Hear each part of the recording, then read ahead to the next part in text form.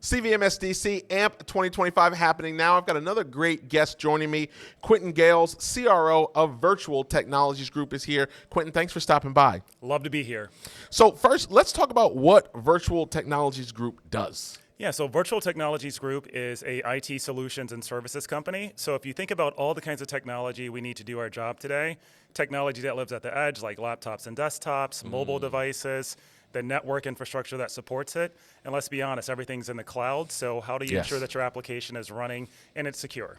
Well, I was told that there is no cloud, it's just another guy's computer. Well, you know, that's really true. I told my 90-year-old grandfather that, you know what, we've been using cloud ever since we've had an email address, and if you think about it that way, it keeps it simple. Yeah, that's right. So you're also the guy that helps protect, that makes it so I got all these authenticators and make sure I don't get hacked and all that stuff. You can blame me when you have to get the verification code or do the two-factor, that's all us. Better that than the alternative, I'm sure. So let's talk CVMSDC. How has, being part of an organization like this really been of benefit to your organization? Well, it's really great. So, I mean, as an MBE, it's really important that we give back. So number one, it's like nurturing those companies that are coming behind us and finding opportunities to work together. And then I really love working with the corporate members and understanding what their business objectives are, because at the end of the day, it's really about how we can come together and help them solve problems. Right. And I really love that they want that their supplier community to reflect the the environments that they live in. So for me, it's just been a 360-degree value creation opportunity for us. Now let me ask you: is there a particular relationships that's happened through your affiliation that comes to mind?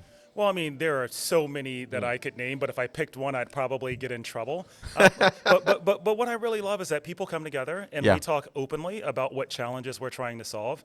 And if I don't have the answers as a technology provider, I can swivel and talk to a partner. Or perhaps I've even had customers that have said, hey, Quentin, you don't have this capability, but maybe you want to go talk to this partner. So again, I really see it as a problem-solving community. It's really networking, connection, and doing business, right? We all have the same priorities. Look, I'm a CRO, so at the end of the day, it's all about getting that purchase order. That's so right. It's great to meet people and it's great to network, but at the end of the day, we want to make sure that we can bring value. No, 100%. So let's think about learning. Let's talk about the learning application. You're in the AI session today. Yes, that was awesome. So talk to me about one of your takeaways. We've been hearing from different people that are impacted. When you have 4 hours to do a deep dive on something, a lot of people get different things from it. So I have to say, the thing that really opened my eyes was the video content creation, where you could go into one of the GPTs and you could prompt it to say, I want to show up as an HVAC technician, as an example, and I want the scene to be this, and I want the sentiment to be that. Yes. And I have friends that are creative, and I know what it takes to build a movie set, and I know what it takes to get humans to show up. Yeah. And I've heard how many takes you can go through to produce a good product with this technology. If you understand how to prompt and interact with it, you can do that in a fraction of the time. So that was my biggest technology takeaway. And that's just one example of many. The second component that came up that, I've heard often is really about what does this mean to the human impact? Sure. And so there were a few people that says, well, what happens to the human?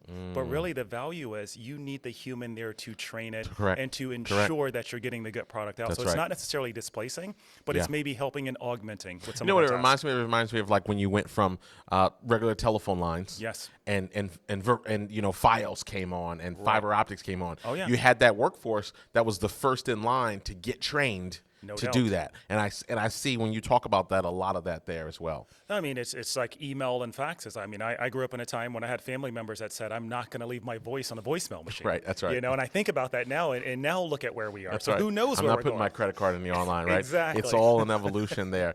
Before I let you go, there was something exciting that happened tonight in terms of some donation match. Do you want to share what happened there? Yeah, well, I was really just inspired and moved, by the story that came up this evening.